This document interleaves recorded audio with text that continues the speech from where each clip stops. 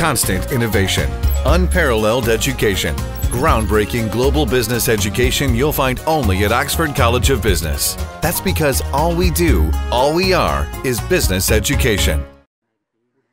President's Counsel Ramesh De Silva, representing the former Central Bank Governor Arjuna Mahendran, made an application to the Commission that his client be treated respectfully during the sessions. He went on to emphasize that Mahendran is a Singaporean national and therefore not obliged to appear before the Commission. De Silva also said that if his client was to be treated disrespectfully, Mahendran will withdraw from giving further testimonies. President Counsel Ramesh De Silva then commenced the questioning session, focusing on several areas that came under scrutiny after testimonies of other 50 witnesses. Answering the line of questioning, Mahendran first emphasized the economical challenges the country faced at the time he was appointed the governor of the central bank, as per the invitation of newly established government in early 2015. He said the country was facing a severe debt burden at the time and that drastic changes were needed to rectify the situation. He explained that in a backdrop where 90% of the country's revenue went towards paying off debt, it was necessary to bring in private sector money into the market. Mahendran went on to say that a more public-friendly market was needed to achieve that and highlighted it as a cause for backing public auction as a more preferable method to issue treasury bonds as compared to the private placement method.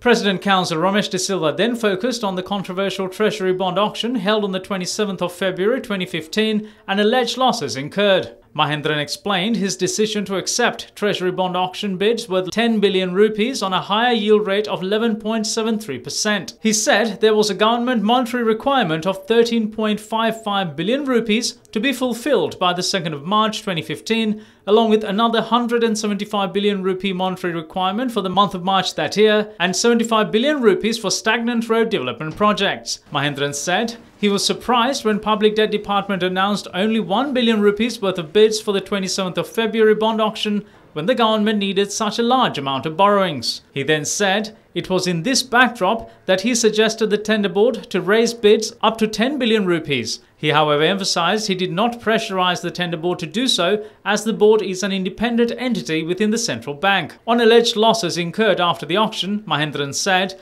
Auditor General made a glaring mistake in his calculations.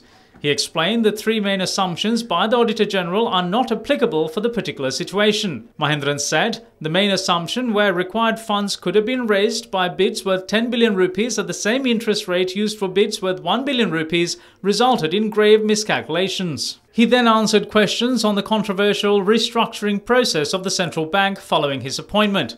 Mahendran said he restructured the central bank by dividing its departments into 3 clusters in a bid to tackle the country's prevalent economical challenges.